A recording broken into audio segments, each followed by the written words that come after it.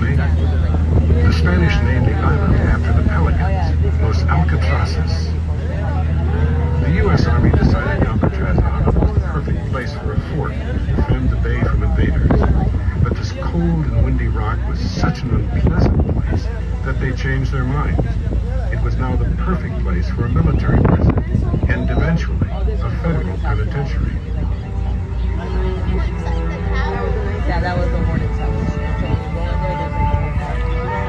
It was a time when gangsters were becoming heroes to people.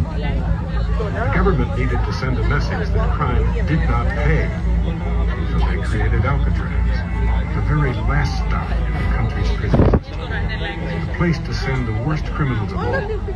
Yeah, my name is Leon Whitey Thompson. My number was 1465, AZ 1465. I was a man that had total hatred in them days. I hated anything that walked the call on this earth. And when you got a man like that in prison, you got to get rid of him. And that's what they did. They shipped me to Alcatraz.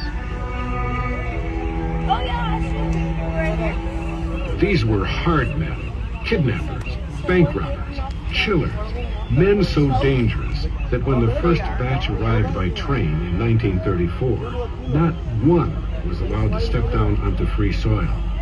They simply loaded the train cars, one by one, onto barges, and floated them out to the island with the inmates chained up inside.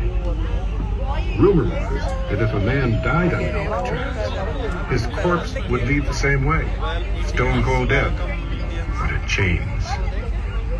With men like these, you could never be too careful. The building you see on top of the hill was the inmates' new home, the Alcatraz cell house. One described it as a tomb of living souls. Some would stay for a year, others for 20 or 25 years or more. To get an idea of the accommodations inside, go ahead and reach your arms out as far as you can from side to side. That's how wide an Alcatraz cell is, 5 feet across. Now reach your hands up high above your head. That's how tall, and only a bit longer from end to end. The cell house might look huge from here, but it was never completely filled. No more than 300 inmates lived inside at any time. 300.